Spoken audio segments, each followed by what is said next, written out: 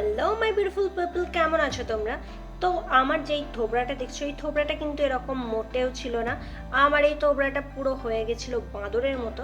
আর কিভাবে হয়েছিল সেটা আমি তোমাদেরকে পরে জানাচ্ছি।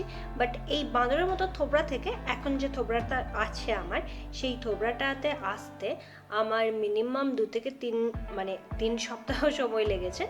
তো চলো কিভাবে কি করে আমি ঠিক করলাম সেগুলো তোমাদের সাথে শেয়ার করি। তো ফার্স্ট স্টেপ হচ্ছে ক্লিনজিং, আর আমি ক্লিনজিং এর জন্য ব্যবহার করছি র মিল্ক তো প্রত্যেকের বাড়িতে সবসময় অ্যাভেলেবেল থাকে। সো আমি এখানে র মিল্ক দিয়ে পুরো মুখটাকে ভালো করে ক্লিন করে নেব। আর র মিল্কের মধ্যে আছে হচ্ছে lactic acid, and lactic acid আমাদের স্কিনকে একদম সুন্দরভাবে ন্যাচারালি ক্লিন করতে সাহায্য করে। কেউ যদি ফেস ওয়াশের পরিবর্তে র মিল্ক দিয়ে মুখটাকে ক্লিন করো, দেখবে পুরো স্কিনের জেল্লাটা একটা অন্য রকম হবে। অ্যান্ড 1 সপ্তাহ তুমি টানা যদি করো, তুমি রেজাল্ট নিজের চোখে দেখতে পাবে। এবার তোমাদের বলি আমার থোবড়াটা বাঁদর হয়ে যাওয়ার কারণ। সেটা হচ্ছে আমি রিসেন্টলি চেন্নাই গেছিলাম, অ্যান্ড চেন্নাই গিয়ে প্রায় আমি ওখানে 15 দিন মতো ছিলাম। আর এই 15 দিনেই না আমার মুখটা আমার থোবড়াটা পুরো বাঁদর হয়ে গেছিলো, পুরো স্কিন জ্বলে যায়, অ্যান্ড হাত জ্বলে গেছিলো, পাও জ্বলে গেছিলো। তো কি আর করা যায়, তো 2 মিনিট আমি এভাবে মাসাজ করতে থাকি। অ্যান্ড 2 মিনিট মাসাজ করার পর দেখবে আমার তুলোটার কি অবস্থা হয়েছে তোমাদের দেখাই। এই দেখো আমার বাজে অবস্থা, পুরো দেখতে পাবে তুলোটা কালো হয়ে যাচ্ছে।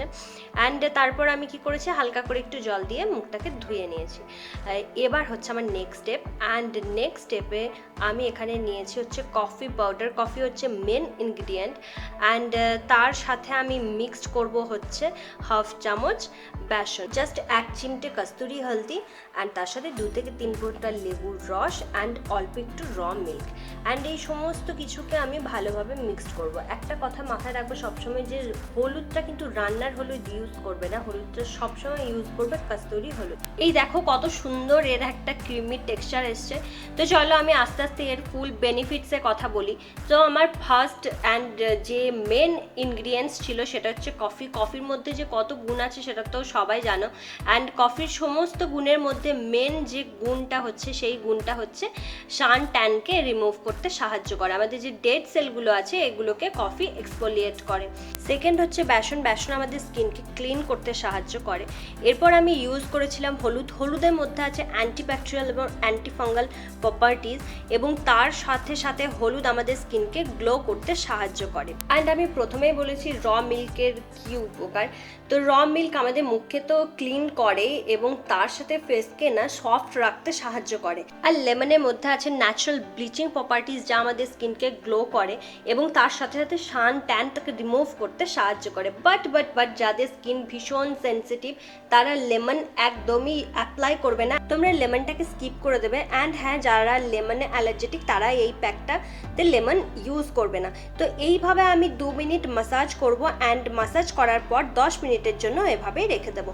অ্যান্ড দেখো 10 মিনিট পর স্কিনটা ঠিক একটু টাইট ভাব হয়ে যাবে, শুকিয়ে যাবে। অ্যান্ড আমি নর্মাল জল দিয়ে এটাকে ক্লিন করে নেব। ও মাই গড, ওয়াও!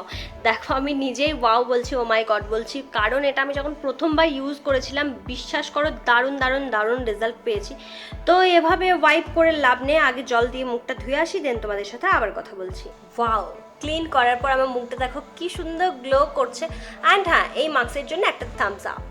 এরপর অ্যাপ্লাই করব টোনার, অ্যান্ড দেন ময়শ্চারাইজার। ময়শ্চারাইজারটা আমি 1 থেকে 1.5 মিনিটের জন্য ম্যাসাজ করব।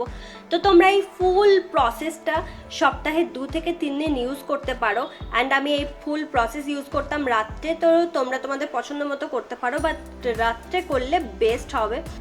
ওয়াও! তো দেখো আমার মুখটা এখন কত ক্লিন হয়ে গেছে। So if you love my video, please one like, comment and share. Bye bye.